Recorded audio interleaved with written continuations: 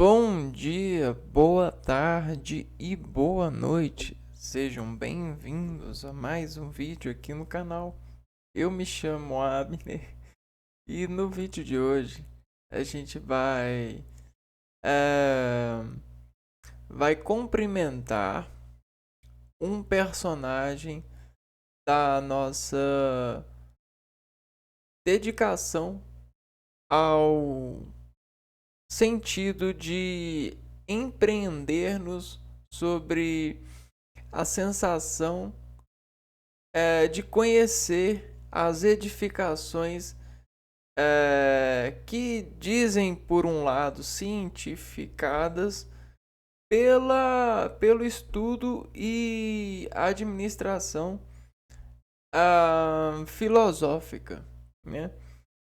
É um estudo muito importante que presta o recolhimento de assuntos que, de certa forma, são importantes para todos nós, sem sombra de dúvidas, porque são conhecimentos que, se não explorássemos, não conseguiríamos sermos pessoas melhores. São formulações, são agentes, são pessoas que empreenderam-nos buscando a partir da arte, da preocupação, é, a, a pergunta que desexploraria uma certa certeza a partir da pesquisa de respostas, né?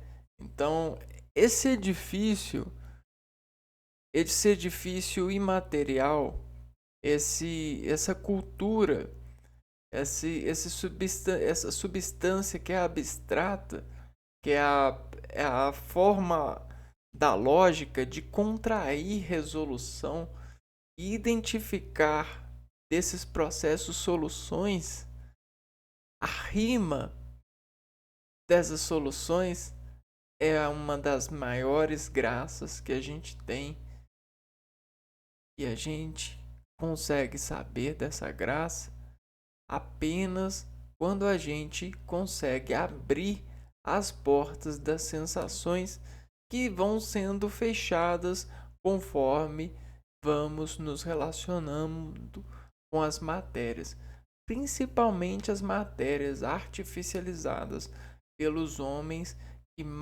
que se materializam vendedores de vaidades, vendedores de implantes, de maquiagens de rendas, entende?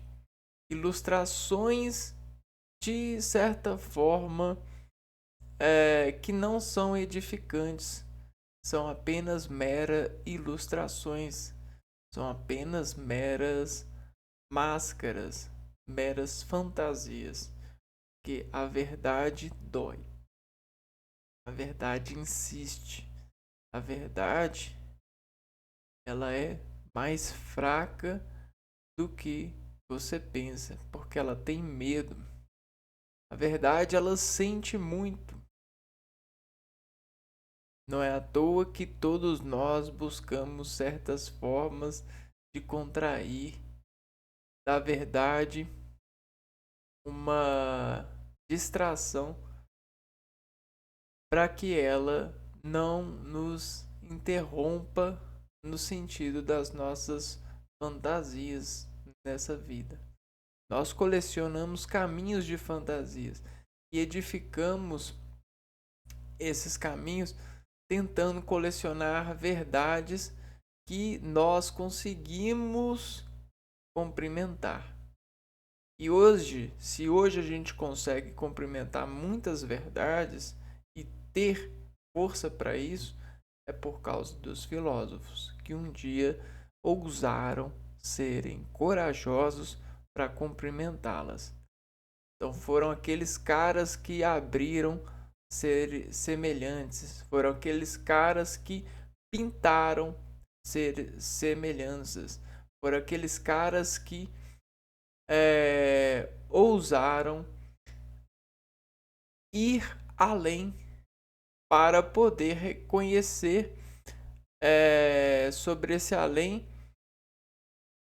e ensinar as pessoas que, de certa forma, esse além não foi feito para o ser humano normal, mas o ser humano pode atingir esse além a partir de escalas de processamento.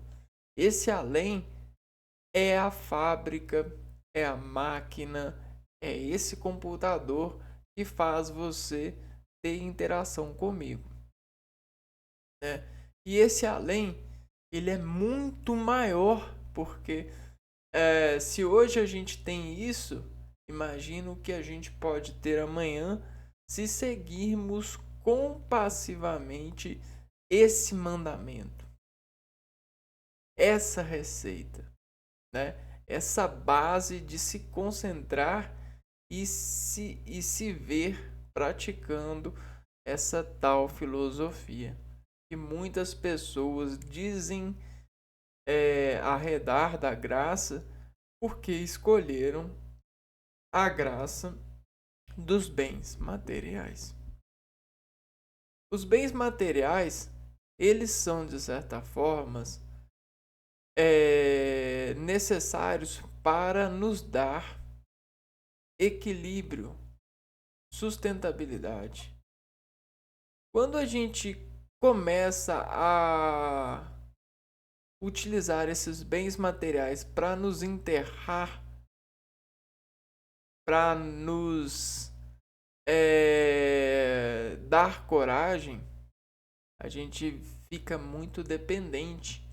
E essa dependência você não imagina o quanto te carrega, te deixa pesado. Um ser dependente de muitos bens materiais, fica muito pesado. Ele não consegue ver o peso porque é obrigado a viver pesado, porque é dependente. Uma pessoa que não é pesada, que voa por aí, olha para essa pessoa pesada e sente pena. Por mais que os bens materiais, esse sobrepeso material, disfarce-se na sociedade como algo de hierarquia, algo como algo logicamente que expõe poder, né? É como se fosse um dispositivo de ilustrar poder, ilusão de posse de bens materiais. Mas, entretanto, isso não é necessariamente uma afirmação positiva, né? Uma dependência para ser e estar em prazer sobre os desafios do dia não é poder, sabe? Isso não é, de certa forma, poder.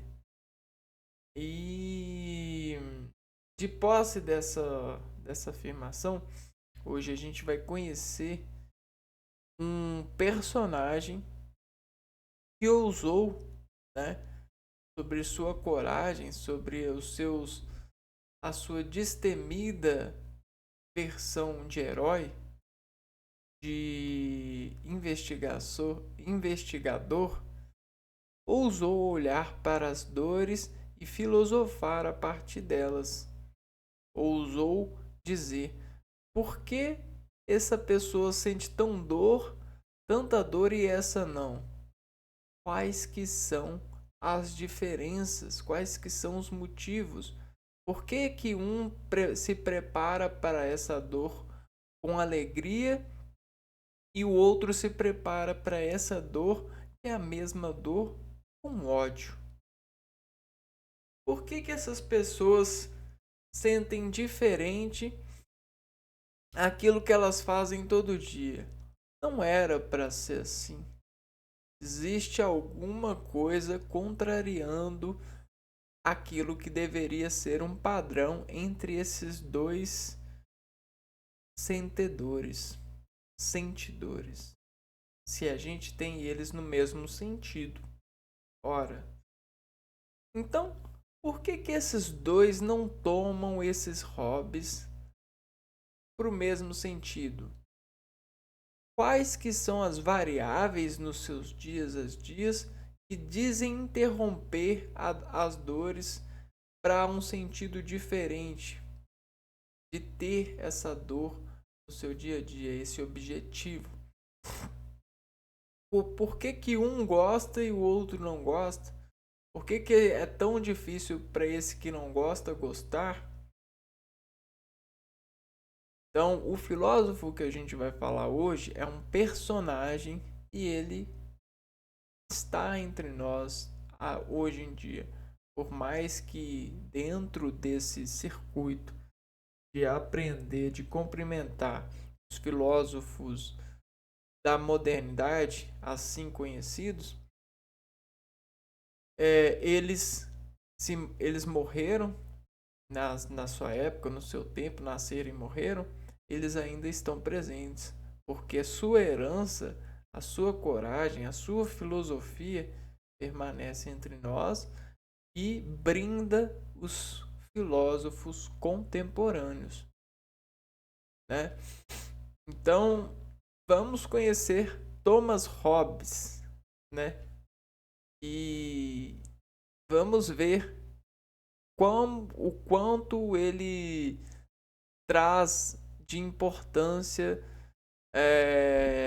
dessas investigações que ele expõe, né, em sua coragem, certa dinâmica filosófica para que a gente continue a utilizar essa receita para melhorar as nossas sabedorias, né?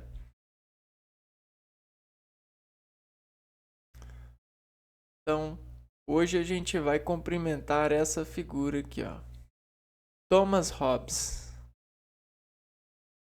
né? Uma figura intrigante. Bom, a gente pode pegar aqui e ver umas imagens. Cabelos compridos, ondulados, barba bem feita, um olhar um pouco enaltecedor, linhas com não tanta evocação expressiva, porém disfarça-se em charme. Existe aqui alguma coisa de rei por trás da sua imagem, um plot, né? Bom, então vamos lá, vamos conhecer. E sem sombra de dúvida, todos esses filósofos que a gente vê, cumprimenta, aqui com o seu com um pouco de edição, é claro, de conhecimento, sem sombra de dúvida gostavam muito de classificar. Afinal, o filósofo precisa de um pouco da arte da classificação. E as formas clássicas, elas estão entre as formas geométricas e as suas ferramentas que dispõem uma questão hum, uma questão pri, de, de elementos primários, né? São elementos muito fortes, por exemplo, a música, né? Então, sem sombra de dúvida, são ótimos apreciadores de música clássica, mas não seria a música uma exposição daquilo que a gente chama de matemática? Ora, Thomas Hobbes, ele era matemático. O Thomas Hobbes, ele nasceu no período de 1588, no século XVI, a 1679, século XVII. filósofo e teórico, né, político inglês, Hobbes buscou analisar as causas e propriedades das coisas, deixando de lado a metafísica essência do ser. Então, olha só. Começar aqui a conhecer, cumprimentar esse camarada. Tomás, né? Então, aqui a gente já tem um certo tom, mas, né? O que é Tomás, né? Tomás é assegurar, né? Assegurar é ter mais, ter mais. Temar é questionar. E tudo isso são degraus da arte de gostar. Não há como um indivíduo gostar de algo sem enfrentar esses vilões. Você só se torna herói do gosto se você aprender a enfrentar todos esses vilões. Bom, esses chefes, esses vilões, eles precisam ser enfrentados. Cada coragem que você toma dessa corda te afina, né? Então presta atenção.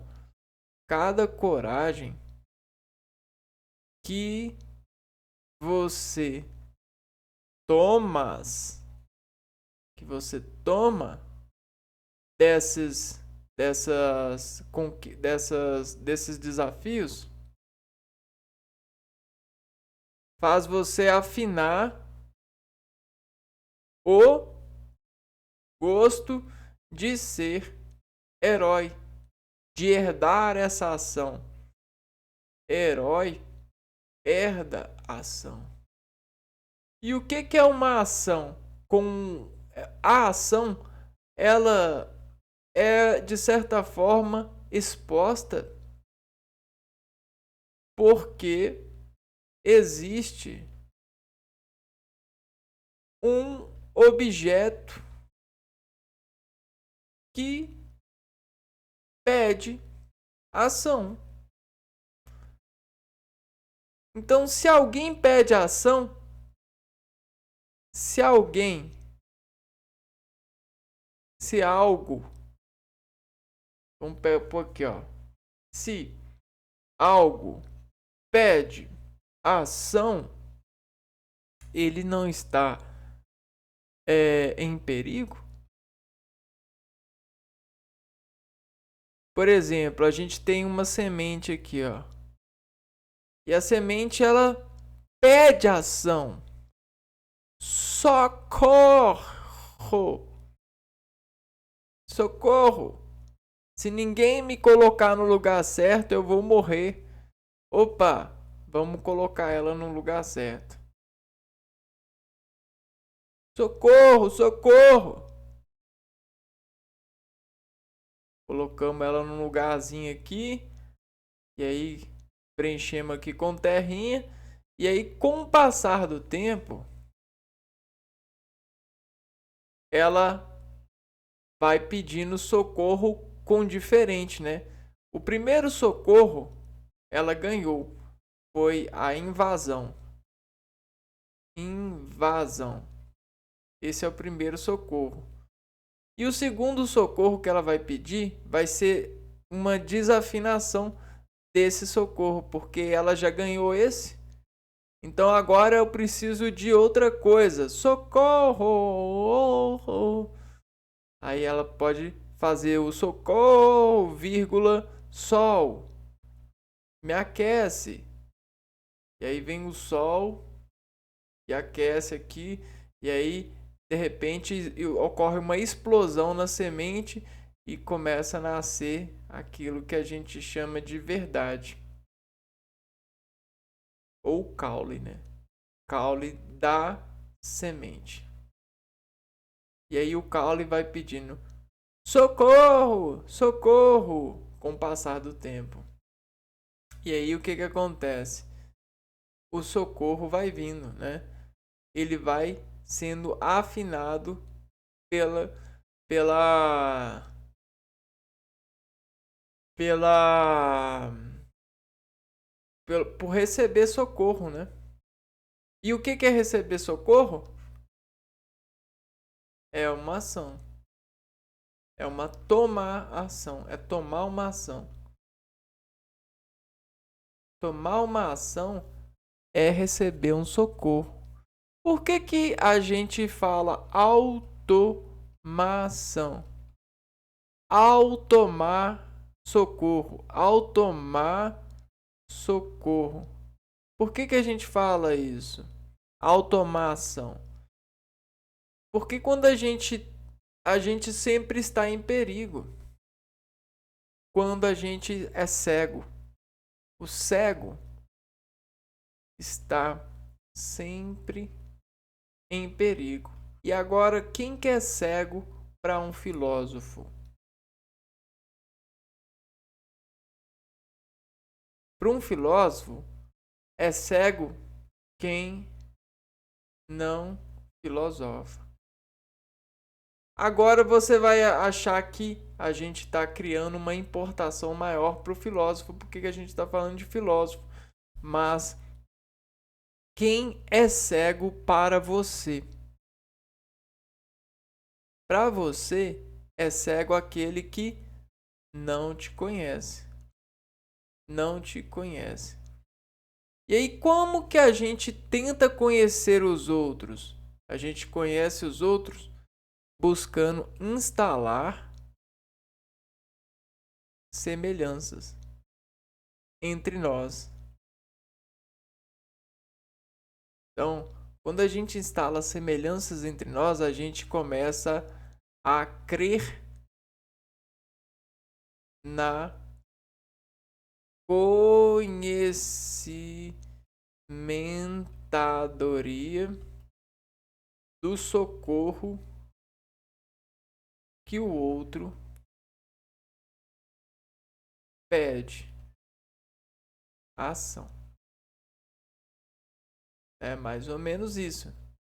Porque se você acredita que a pessoa é cega de tudo, porque ela não te conhece, você não vai achar seguro receber a ação dela. Porque ela não te conhece, porque ela é cega mediante a você. Então, assim como para o filósofo é cego quem não filosofa, né? Quem não consegue filosofar, para você, para o seu organismo, é cego quem não te conhece. Então, o seu organismo começa a assimilar, a aceitar que as pessoas te conhecem. E olha só, a gente pratica isso. Isso é um hobby que a gente tem. Nós temos esse hobby de aceitar a ajuda, aceitar a ação das pessoas. Isso é sociedade. Agora, voltando aqui ó, no reconhecimento desse personagem, a gente tem um objetivo que atenciona, ou seja, que multiplica a escala, que está preso em uma escala. Então, nós temos um objetivo, uma observação, uma necessidade de observação, focar. O que é focar? Focar é isso daqui, ó.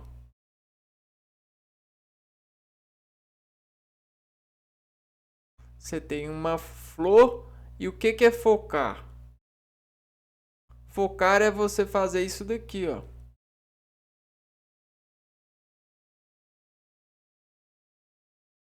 Isso é focar. Você pode focar mais ou pode focar menos. Ou pode nem focar. Ou pode focar tudo, né? Então, existe uma razão de focar a partir do preenchimento dessas interrupções aqui, ó. E isso para nós está nos sentidos. Quem capta os sentidos? São os órgãos, são as portas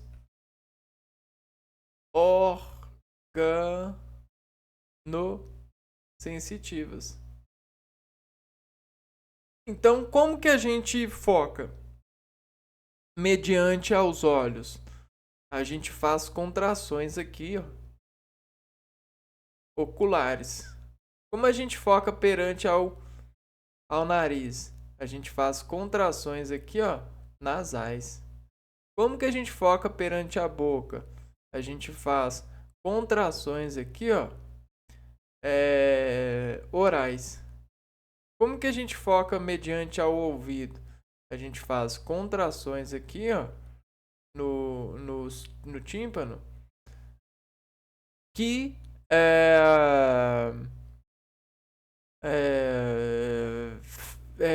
constroem harmonia, focalizam o som.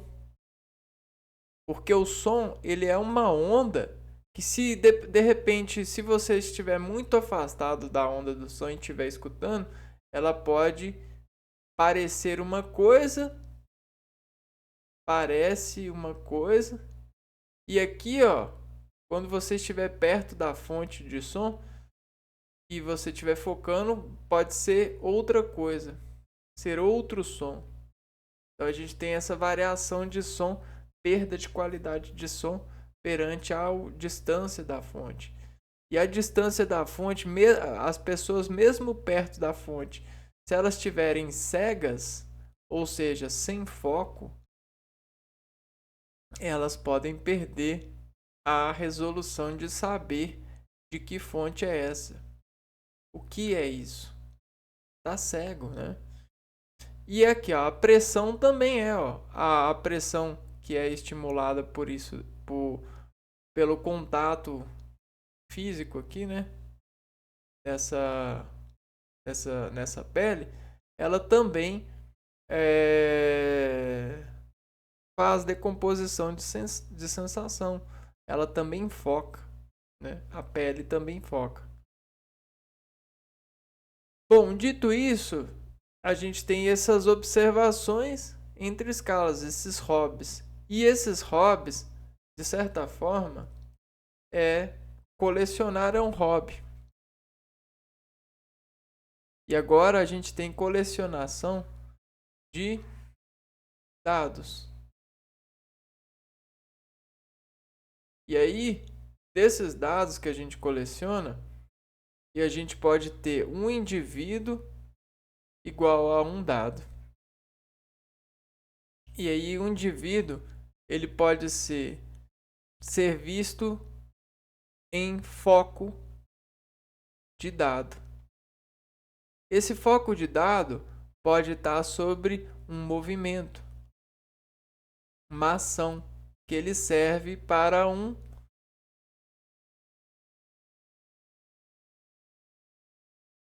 perigo ou alguém em perigo. Então, se esse camarada é observado o dado dele sobre uma ação, ele serve essa ação para alguém que está em perigo. Então a gente tem o em perigo e o servo de ação.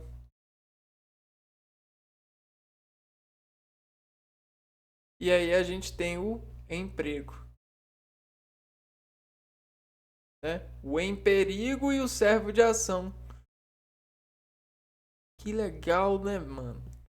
Só que imagina se a pessoa passa muitos anos nesse emprego e ela já vai afinar para nós afinar, né, como é o melhor profissional nessa área. O melhor, aquele que sobreviveu mais. Então a gente tem os dados disso. Por quê? A gente conhece pessoas que sobreviveram 108 anos, pessoas que sobreviveram 50 anos de casado, né? Então, a gente tem esses dados. Só que tem muitas pessoas que são cego. Por exemplo, para o filósofo, quem não é filósofo é cego. Para o anjo, quem não é anjo é cego. Para você, quem não te conhece é cego. Para o seu organismo, quem não te conhece é cego. Para Deus, quem não conhece Deus, para Deus. Quem não conhece Ele, é cego. Simples, né? Por que não seria? Uai, por que não seria? Porque existe um trabalho coletivo do ser humano que tenta fazer o ser ver por insistência. Então, a assistência humana, ao criar a sociedade, tenta fazer as pessoas ver, utilizar as sensações e crer no poder da visão. E aí, por esse hobby da sociedade, por esses hobbies, por esses agentes, as pessoas então começam a receber Deus. O que é receber Deus? É ver Deus? É enxergar Deus? É conhecer Deus de certa forma. Por quê? Porque agora, mesmo que elas não veem Deus, elas conseguem acreditar em um agente que consegue se carregar daquilo que a gente consegue juntar por hobbies, colecionar desse tipo de visão. Então a gente coleciona esse tipo de visão. E olha que legal, a ciência nos dá tantas peças para essa coleção que você nem imagina. Por que você não imagina? Porque, de certa forma, a ciência tenta separar Deus. E Deus é uma coisa só. A ciência, para enxergar, para crer, ela tenta separar aquilo que a gente, ou grande parte das pessoas, tentam ver como Deus e afirmar que vem, por mais que a gente, de certa forma, seja cego. Então, os hobbies, o lado colecionativo da gente é para a gente tentar chegar perto de ver aquilo que a gente não vê, de conhecer aquilo que a gente não conhece. E aí a gente se tornar um visor, né? Para isso, né? A gente conseguir filtro de visão ou foco, né? Filtro de visão ou foco.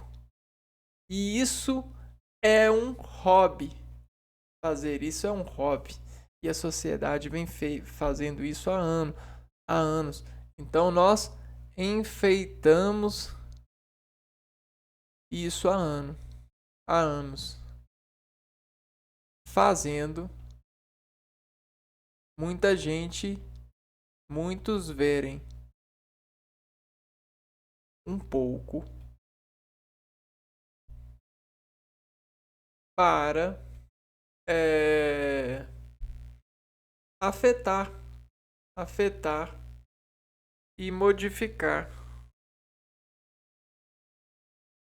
a sociedade. pelos agentes modificadores. Porque a sociedade ela só se modifica com base nos agentes, né? Então, revelar para agentes o poder da visão desses agentes consegue modificar a sociedade, porque quanto mais visão as pessoas têm, mais harmonioso é a sociedade de certa forma. Mais elas creem no poder. Ai, ai. Então, o que é esse poder? É esse Tomás, né? Tomás Contas, né? Tomás tomar sensações, tomar sabedoria. E aí, ó, essa arte aqui, ó, filosofia, o lado teórico, político inglês, né? Porque não sei se você sabe, mas existe um jogo social e é muito perto daquilo que a gente concebe como capitalismo. Capitalismo também é aquilo que a gente chama de visão. Só que essa visão, ela não é totalmente segura. Captar não é totalmente seguro, porque tem muita gente que vê, mas não tem capitalizal, não tem capitals, né? Não tem cafezais, não tem essas coisas. E aí o jogo social é política. Então, esse estudo político, a teoria política, precisa de pessoas que pescam e servem ações para os agentes em perigo. Em perigo. Então existe sim esse lado, esse jogo, essas questões e existem vários efeitos, né? Existem os efeitos que de certa forma a TV implanta. A TV, não só a TV, a rede social implanta. E de certa forma, todos esses implantes são tentativas das Marias aconselharem os meninos Jesus. Quem que são os meninos Jesus? São os teóricos. Somos nós, são os agentes de busca de conhecer o Pai, busca conhecer o Pai. Jesus buscou conhecer o Pai e conseguiu. Jesus é um vitorioso, é um exemplo. Um dia ele nasceu, porque um dia a vitória aconteceu. Um dia alguém conseguiu ver o Pai e voltou instalando esse efeito para nós vermos também. Ok? Então, legal, vamos atrás, né? Teórico político inglês Hobbes buscou analisar as causas e propriedades das coisas, deixando de lado a metafísica, essência do ser. Então, qual que é a essência das coisas no convívio do homem? Por que o homem pega a pá e bate no chão? Por que o homem grita com outro homem ou com uma pessoa menor, com um animal? Por quê? Isso é um instinto natural? Qual que é a causa disso? O que isso causa? Deixando de lado a metafísica, baseado nos conceitos do materialismo, o que é o materialismo? É essa questão de vícios, né? materializar. Você adquirindo bens materiais, você começa a ter um status de bens materiais. Você é esse camarada aqui, ó. E você é esse daqui. Ó, você e esse é esse aqui, ó. Então a gente tem duas pessoas.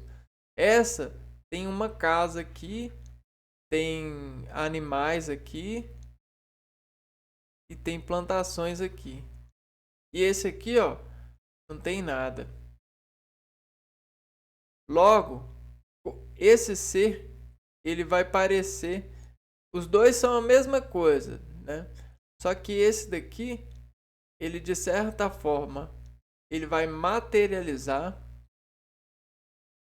tudo isso que ele tem no seu comportamento. E o que é o seu comportamento?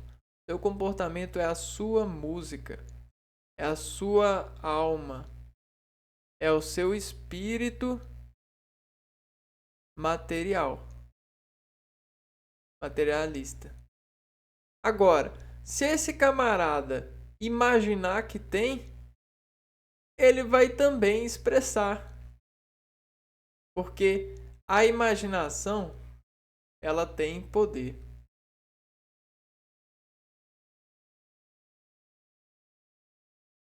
Por exemplo, esse cara aqui às vezes só tem um instrumento musical. Ou um pedaço de maçã, né? Aí, camarada, ele consegue com um pedaço de maçã ou com um instrumento musical, ele consegue sim ter o mesmo tipo de comportamento que esse cara tem. Ele consegue ter esse lado, ele consegue expressar essa materialidade. Então existe um poder aí de direção espiritual.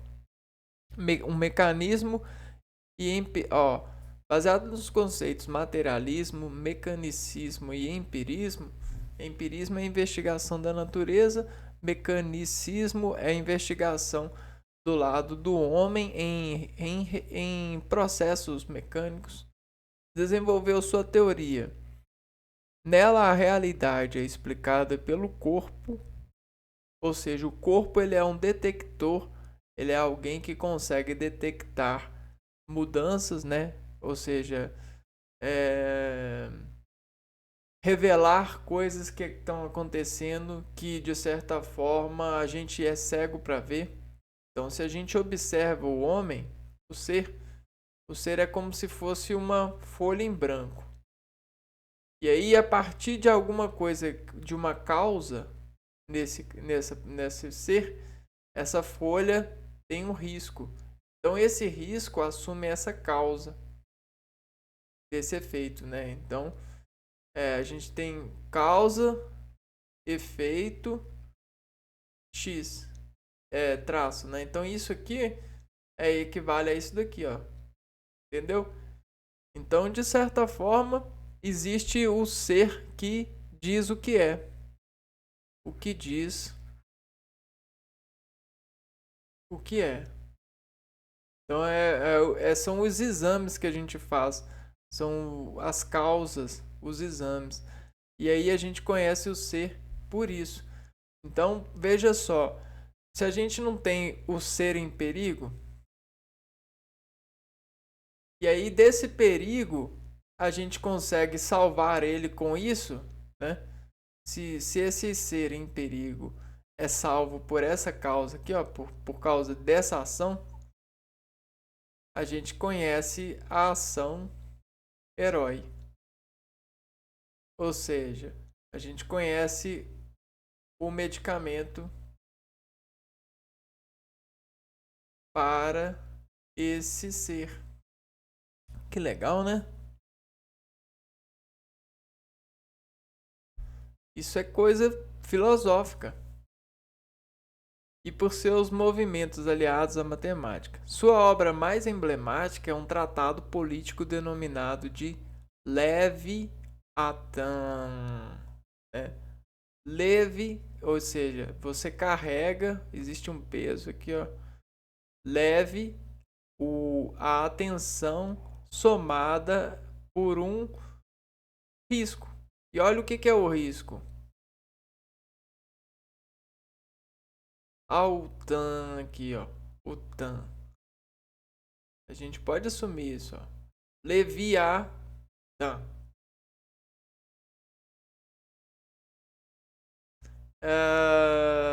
Então isso aqui é como se fosse o plot no gráfico.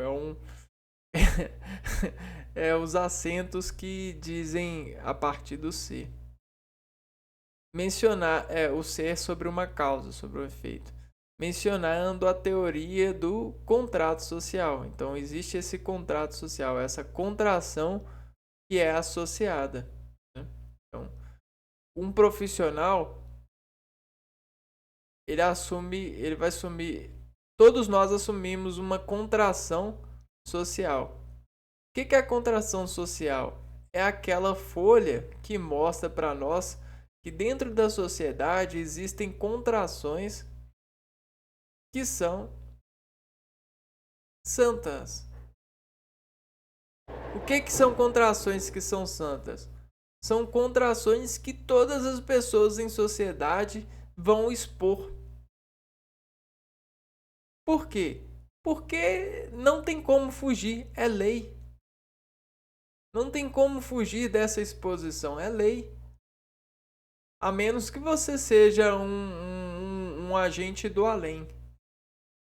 Um anjo, né? Ou seja, aquele que conhece essa lei. E existem muitos. Existência de um soberano. Então, esse soberano é aquele que conhece, é o anjo, né? É aquele que conhece o além. É o Gabriel, o Rafael, o. Como é que é? Rafael, Gabriel, Miguel. E tem os pirata também, né? Uso pirata. Mas geralmente é isso.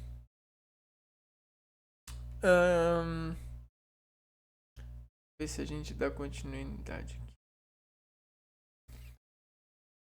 Thomas Hobbes, 1588 a 1679.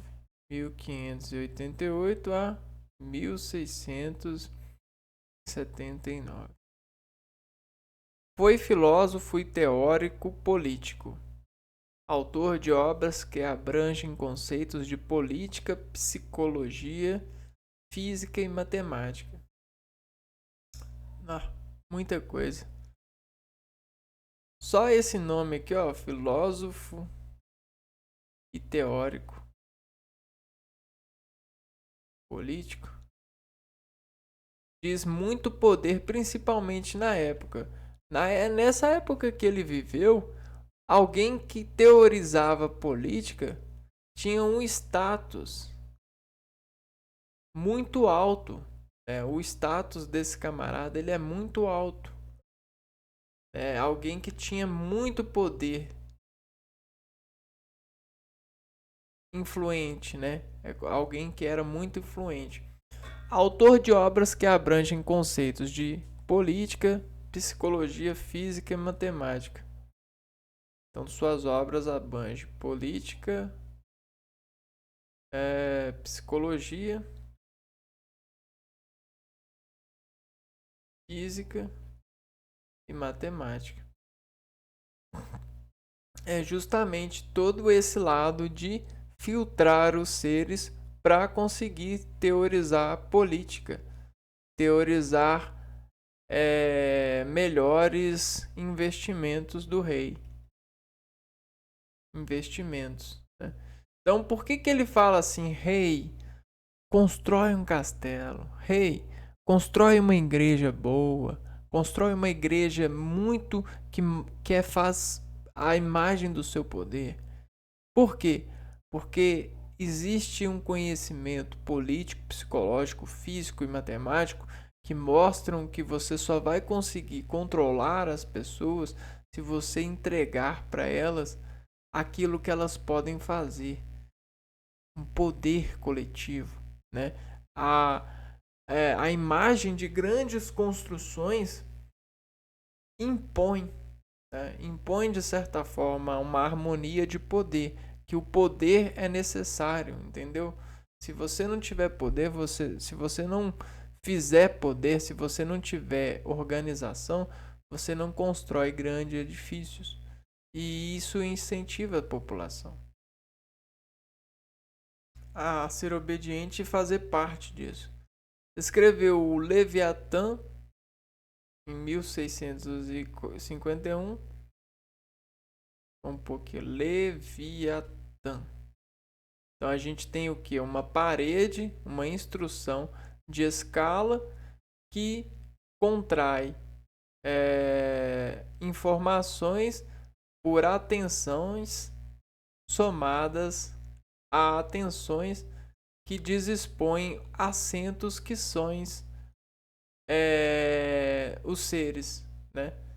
Então, os seres eles vão ser expostos pelos assentos que eles expõem. Então, a gente tem 3 tipos de seres: os que estão na média, os que estão acima da média e os que estão abaixo da média. Os que estão no centro, os que estão acima e os que estão abaixo. Os que estão no centro, os que estão acima e os que estão abaixo. E logo a gente faz uma folha de árvore colher fruto.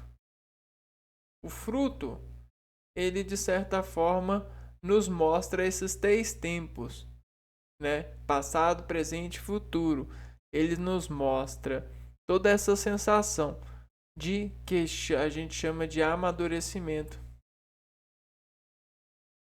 Então a gente só pode colher um fruto e utilizado para uma receita em um dado tempo. Agora, qual tempo e qual fruto, isso quem vai dizer vai ser as construtoras, né? As pessoas que vão atuar com esse né? Esse criança, esse ancião, esse chão no ar, esse ão no ar, né? Um tratado político que lhe valeu algumas perseguições e muitos discípulos, né? Então, a razão, a verdade dói. Vamos pôr aqui, ó, Leviatã. A razão, de novo, ó, razão e verdade dói. Então, essas dores sobre esse pesquisador, sobre esse investigador, fez com que ele sofresse, a partir dessa revelação, perseguições, porque ele mostrou a verdade de muitas pessoas cegas que não queriam admitir sua cegueira, a sua verdade. Vamos para a biografia dele então, uma parte mais leve. Os Hobbes, né, nasceu em Westport, na Inglaterra, filho de um vigário inculto. Foi educado por um tio, estudou os clássicos e com 14 anos traduziu Medea, escrita por Eurípides, para versos latinos. Então ele já tinha um trabalho com simbologias, né? Com simbologias e expressões aos 14 anos. Isso aqui é uma coisa muito grande, principalmente para aquela época. Com 15 anos, foi para a Universidade de Oxford, onde aprendeu lógica e filosofia, principalmente a do grego Aristóteles. Então, lógica você imagina antes da lógica o que era lógica. A lógica era você ter um caminho e começar a trabalhar nesse caminho, nessa igualdade, aquilo que faria desigualdade aqui, desigualdade aqui, desigualdade aqui. Então isso é lógica. A lógica começa nos caminhos. Então, nos caminhos do conhecimento, né? Das perguntas. Então, por que o indivíduo que passa nesse caminho, né? Dentro desse primeiro parágrafo aqui, ó, dessa primeira sensação que a gente pode causar, a gente pode construir uma lógica aqui, ó, que logicamente vai fazer com que esse indivíduo, ao sentir essa lógica, faça um movimento para cá ou para cá. Ou seja, a gente pode construir um desafio aqui, ó, que faça com que ele assine o desafio. Então, a gente pede o autógrafo. Ei, desafiante, me dá um autógrafo aí, por favor. Aonde que eu escrevo? Uai, escreve no movimento que você vai fazer frente a essa minha investigação, frente a essa meu pedido. E aí, claro, eu vou virar aqui para esquerda e vou continuar o passeio. Eu vou virar para direita. Eu vou passar por cima. Eu vou fazer música. Eu vou tapar esse buraco. Começa a ver o que é lógica. E aí, me diga com quem tu andas. Olha, aqui a gente já viu 4 personagens, né? O que conserta, o que pula, ó, um conserta, um pula, um vai para a direita, outro vai para a esquerda. A gente tem 4. Então me diga com qual desses você anda, que eu te direi quem tu és. OK? Então isso é a lógica primata, né? Na verdade, essa é a lógica na primeira linha de montagem, né? Onde aprendeu lógica e filosofia, principalmente do grego e Aristóteles. Então, o camarada, para aprender lógica nessa época, ele tinha que ser, de certa forma, ousado, né? Uma vez que as pessoas eram, de certa forma, condicionadas por um estresse, principalmente os pobres, um estresse, uma falta de amor, no sentido de que, de certa forma, muitos filhos eram condenados ao trabalho, a ajudar na residência da forma que é para ser. Não existia lógica de fazer com que o filho buscasse escolher. A escola, ela nos salvou. E se surgiu a escola, é porque as pessoas conseguiram responder sim. Elas conseguiram ver a partir da cegueira que eles encobriam a verdade. E isso só conseguiu graças aos filósofos, né? Entre 1608 e 1610, foi tutor de Lord Hardwicke, futuro conde de Devonshire, com quem viajou pela Itália e se fixou na França. Nessa época, começou a estudar as obras de Galileu, Kepler e Euclides. Então aqui, ó, todos esses aqui são pensadores, são filósofos dessa modernidade que ajudaram a modelar o pensamento desse então Thomas Hobbes. Então, eu quero saber aqui o que é conde. Conde pode referir-se a um título nobiliárquico, a um município na Bahia ou a um município na... Não, o que é conde? Deixa eu ver aqui. Que viveu e viajou na Itália.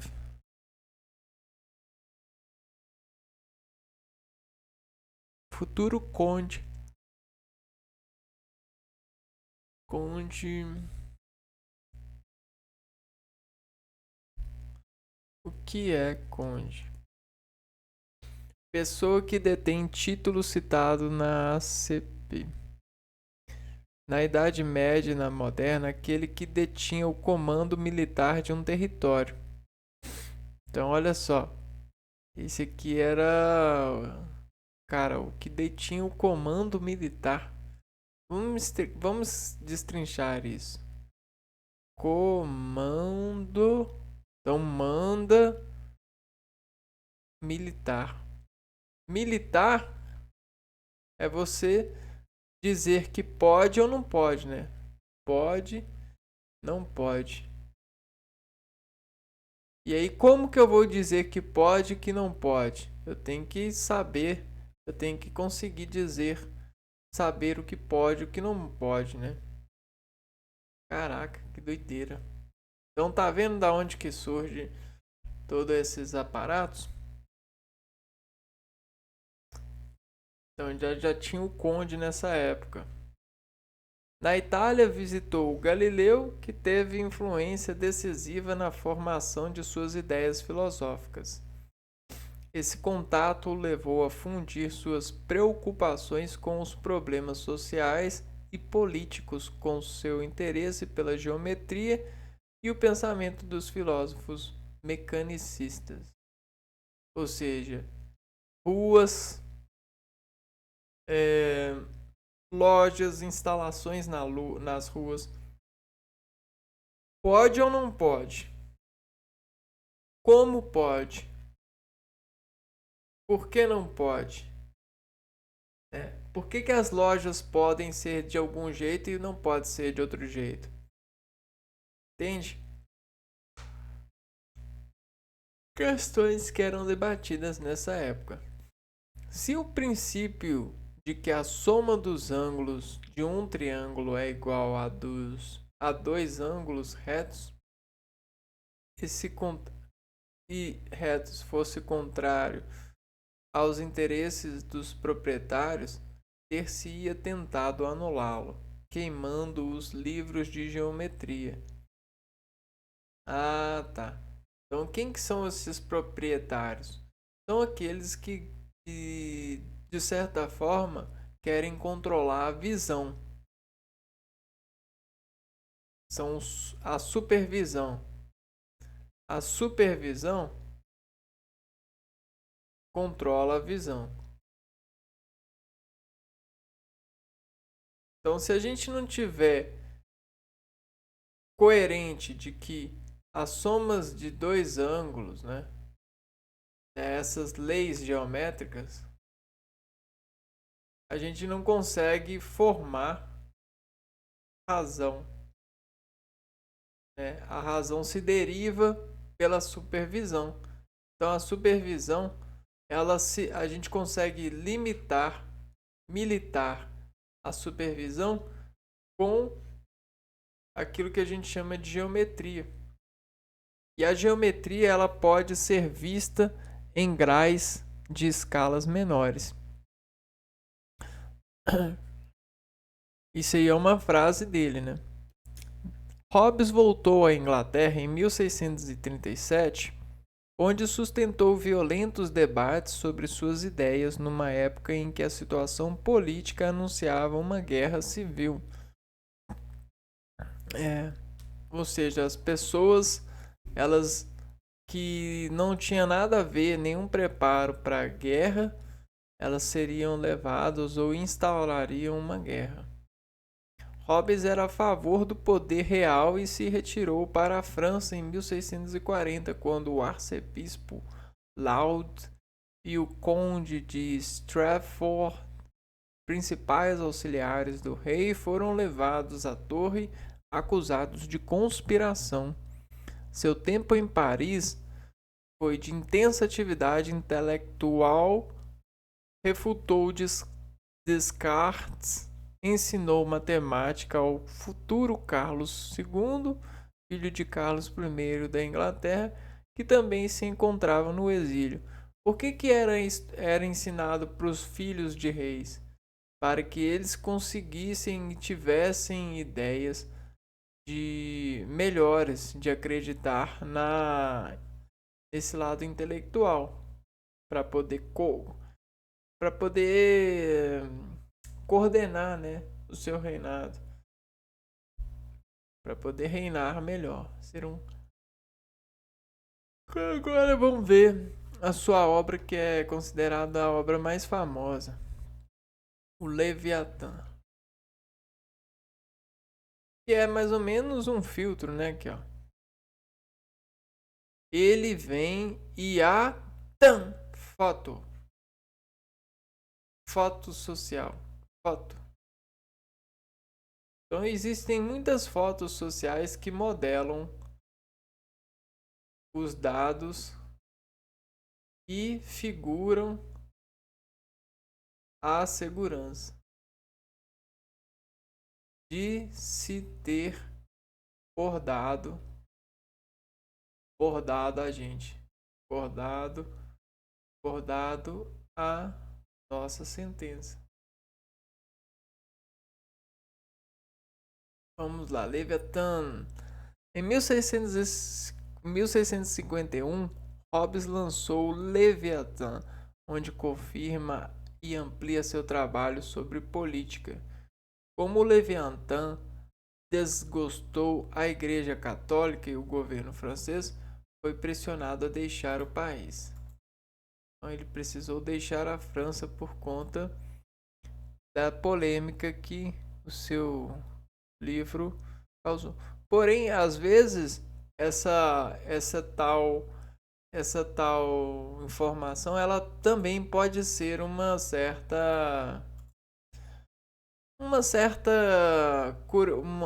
certo gatilho para curiosidade, né? Um enriquecimento à obra. Também pode ter sido. Nunca se sabe das pesquisas da época. Como Leviathan desgostou a Igreja Católica, então a Igreja Católica poderia fazer alguma campanha sendo contrária à própria campanha. Isso é inteligência, né? Então preste atenção, a Igreja Católica com inteligência, intelectuais e poder pode testar a sociedade. A gente tem um teste inteligente, sendo a Igreja Católica ela sendo contra algo para expor desejo sobre esse algo. Por quê? Porque algo que é perigoso é tentador, é desejável. Então presta bem atenção nessa informação, porque ela é o checkmate. Né? Voltou para Londres e se declarou submisso ao ministro inglês Cromwell. Durante os últimos anos de sua vida, escreve sua autobiografia e ocupa-se da tradução da Ilíada e da Odisseia em versos latinos. Então, a gente tem a ceia e os odes, a organização que pressiona as decisões de informações, de sentimentos, contraindo sentimentos, né? Mantendo os sentimentos em escalas das informações atendidas, né? Ceia e Ilíada, né? A gente tem um parâmetro, uma porta que se submete a um teto que exige uma acentuação, né, uma afinação para com a atenção e despressiona-se sobre essa modulação de atender, né? Ada. Em 1679, com 91 anos, cara, ele viveu muito, né? Morre durante uma viagem acompanhando o Conde Devonshire. Devonshire. Então imagina, um conde querendo a viagem, querendo a companhia de um cara de 91 anos. Isso aqui pra mim já é demais, né? Ó, acompanhando o Conde Devon se agire, né? É, estranho, mas suscetível a entendimento. Ideias políticas de Hobbes. Para Hobbes, todo conhecimento vem dos sentidos. A paixão é mais forte que a vontade. Na moral e na política, essa teoria dá no seguinte: os súditos do Estado são extremamente individualistas e só se reúnem em comunidade porque esse é o melhor meio de sobreviver. Essa semiguerra é analisada no Leviatã, no livro de Jó, na Bíblia, e o monstro governa o caos primitivo. Para Hobbes, o Estado é o grande Leviatã, com certeza. O Deus imortal que se sobrepõe ao indivíduo e o absorve, embora tenha sido criado para servi-lo. A cabeça é onde fica o rei, que tem sob ela uma coroa e em suas mãos um centro de uma espada, demonstrando comando e poderio militar. Aqui, ó.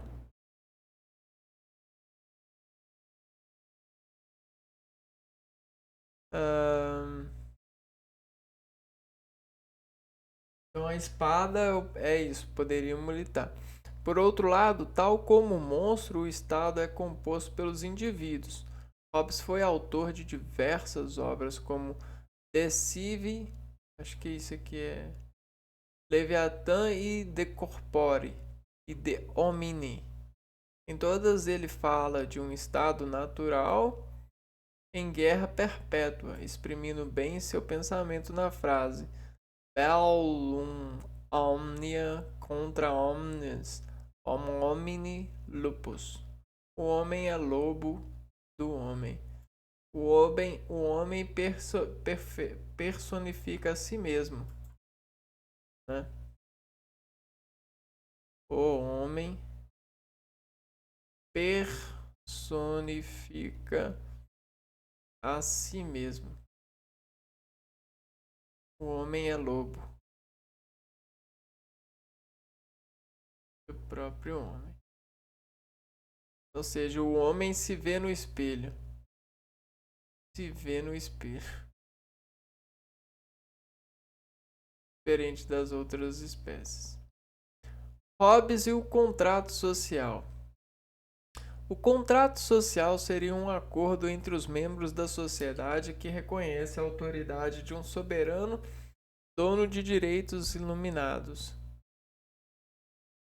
Então são contrações sociais que, de certa forma, são necessárias e essenciais aos homens. Né? Os homens precisam imprimir essa contração para se dizerem seguros em sociedade, de modo a ser investigado em filtros caso não o faça em contração, né? Caso não seja encontrado, contraído essa ação, essa exigência. Ou seja, a gente tem várias coisas que são assim, né? Por exemplo, respeitar os sinais de trânsito, ser gentil, educado. O Estado absolutista seria o único capaz de fazer respeitar o contrato social e garantir a ordem e a paz na relação entre os indivíduos. Então esse Estado ele tem o poder de investigar isso, ele tem pessoas que podem olhar por isso. Para construir uma sociedade é necessário que cada indivíduo renuncie certos direitos naturais para o governo ou outra autoridade. Então, por exemplo, se o Estado ele tem poder sobre isso, ele tem pessoas que trabalham para ele sobre isso, e essas pessoas elas têm uma certa garantia e podem serem admitidas porque elas não vão entregar-se, porque elas assinaram um contrato, elas têm um dever. Então, eles têm um plano de carreira para pessoas assim, né? Que não podem, de forma alguma, serem quebrarem esse poder e ajudarem outras pessoas por suborno, né? Elas precisam ser matematicamente honestas para que elas sejam assim. Elas não podem entrar em evidência, então ela tem que ficar no cargo de anjo, né? Não pode desconstruir a sua participação nesse bolo, né? Nesse lobo. Com isso, obtém-se vantagens da ordem social e estabeleça um acordo de não aniquilação do outro. Então aí que mora o seu anjo da guarda. Hobbes, John Locke, mais famosos filósofos. Hobbes, John Locke e Jean-Jacques Rousseau são os mais famosos filósofos adeptos do contrato social. Então imagina só, esse contrato social dentro das figuras desse poder de uma sociedade que não tinha muita banha de, de disparos de contrações para poder nomear, né? Era geralmente curto e grosso a reação. Era sim e não. Não tinha esse tanto de mais ou menos. Hoje em dia a gente tem muitos dados de mais ou menos. Porém, graças à inteligência, à tecnologia, a gente consegue ver por escalas de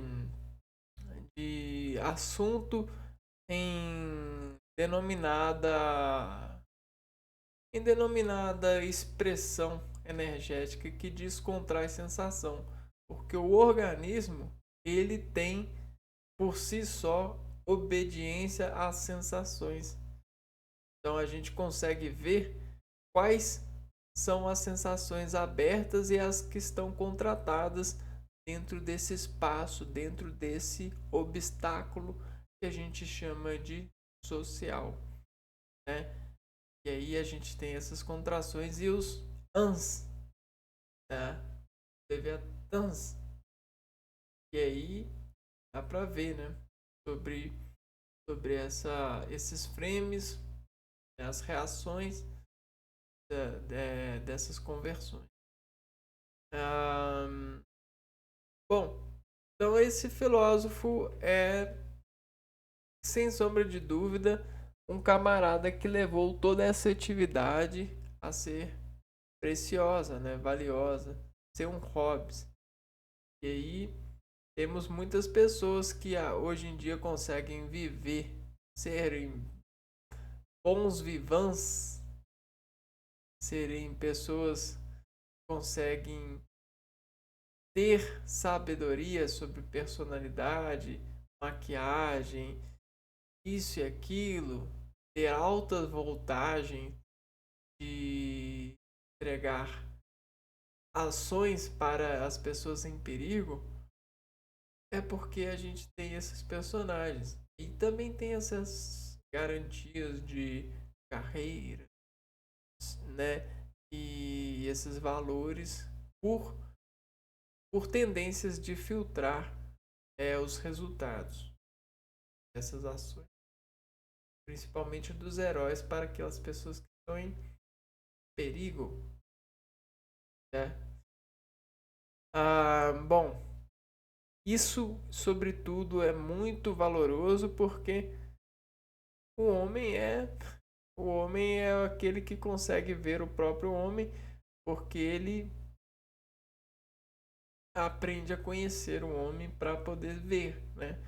E aí ele começa a acreditar que não é mais cego, né? Consegue descegar-se sobre isso.